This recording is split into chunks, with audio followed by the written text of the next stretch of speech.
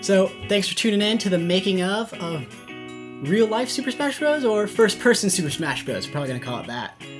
Undecided right now. Yeah. It's going up tomorrow morning. It's the Sunday title's right now. Always the last thing we come up with. It is. So, I mean, this idea was a long one in the works. It originally all started with one photo. One photo I took to show Eric because I had seen this location at this old mill that we shoot at. You may know it from other previous making ofs. Eric broke his foot at it. Yeah. What else? We shoot all of our videos there, and it's sad because we're moving soon, so we're not going to have much more time. This might be the last video we have shot at the mill. Yeah, we love the mill. That's sad. That was really weird. All right. We'll do a cut. Well, we'll do a cut.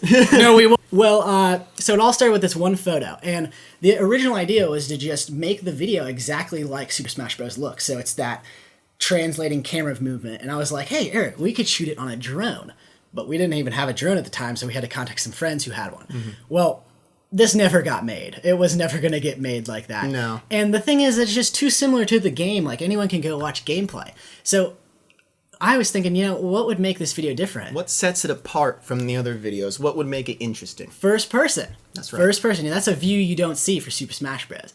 And I gotta tell you, making this video it gave me some nostalgic feels. It did. Definitely. Super Smash Bros. is, our generation's childhood game. Absolutely.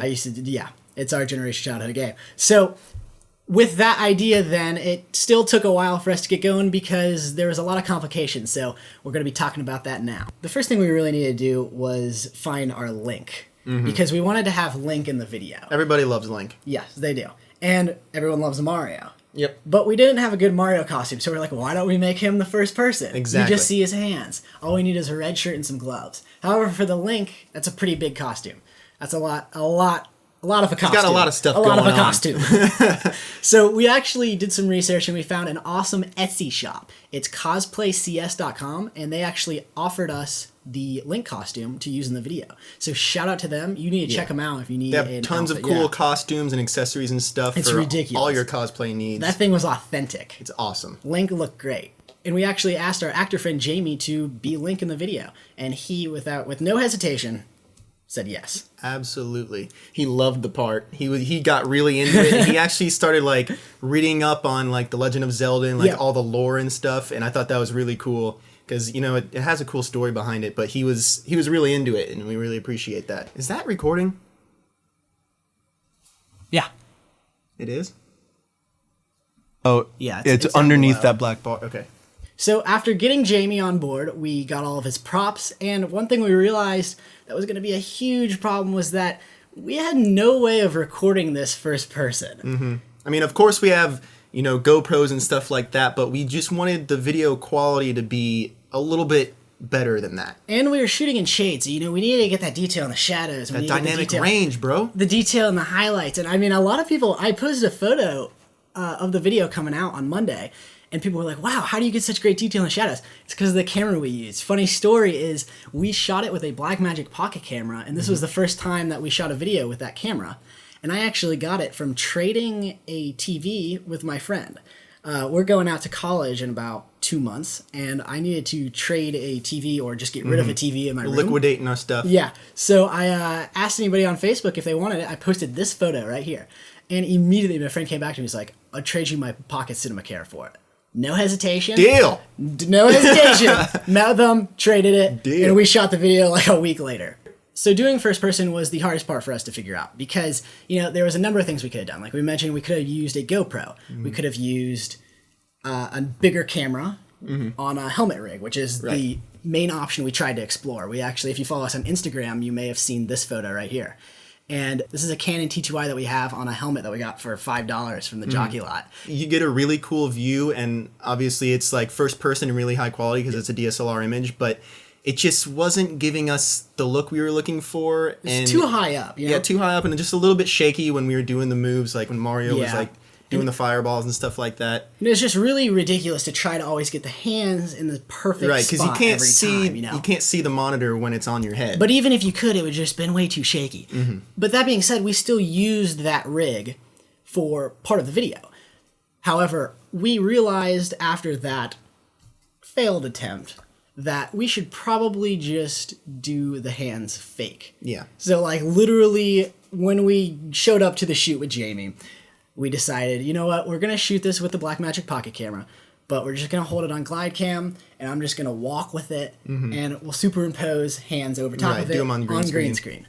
So, the green screen option was awesome. It was great for a number of reasons, but it also had some terrible drawbacks.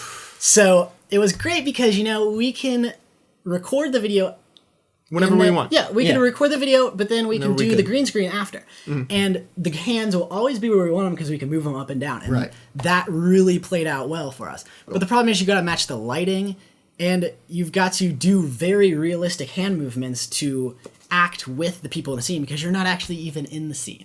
So that was one of the hardest parts, and we actually spent like a week just day in. Just hours every single day this past week. Figure out how to get in the this. heat. It's like 97 degrees and humid outside, sweating gallons. It was not a fun time. We had this red shirt. It was a full-size shirt at one point, but it just got so hot that we just cut it down, and at one point I had no shirt on and was just wearing this half shirt. It was a sight. It was disgusting. So when I was using it, though, I took the little more reasonable approach and wore a normal shirt underneath it and just did this. But it's too hot, Eric, man. of course, decides to go It's too hot for that. shirtless with a little half shirt on. People walking by where we're filming. That's all right. Watching us. That's okay. Wondering, what are these boys doing? Reaching around a camera. In front of green doing some screen, moves. shirt up to my nipples. And I'm sitting there clapping them on. Good one, man. Oh, jeez. This is what we do for you guys. Good times filming the videos. The best time to film these videos is winter. A lot of you guys wonder why we don't come out with a lot of videos. Fall is the ideal time. It's because it's hot. Fall is the ideal time for this. We conquered. We did it. And we hope it does well, and Victorious. we hope you guys enjoyed it. And on top of what we talked about, just the basic necessities with the first person, we also had some animation. So we had the Kirby, and that was a fun, Gotta fun include thing Kirby to do. in a Super Smash video. Yeah, definitely. And like from the beginning, we knew, we got to end this with Kirby sucking the camera in first person. That was how we knew it needed to end. So we kind of schemingly threw in the little extra match. So big thanks to Matthew McMurray for doing some sound, helping out with that Pokeball sound with Star U, and helping out with all the fireballs, man. He does it so well. And then huge thanks to Trevor Gomez. He helped us with the music. Amazing music. Was awesome. He's a god. He's a wizard. He's a classic video game master. He knows how to make that music so well. Yes. I couldn't believe it.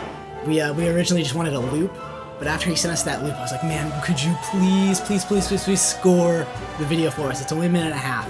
And he did it, and he was awesome. so nice to do that, and I can't believe how it turned out. Yeah. Thank you, Matthew and Trevor. Thank you, guys. So we hope you guys enjoy the making of. I feel like this is going to be a long one. We kind of just rambled, but it was a fun one.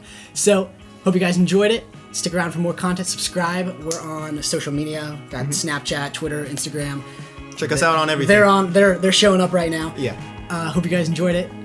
Next time. We'll see you back.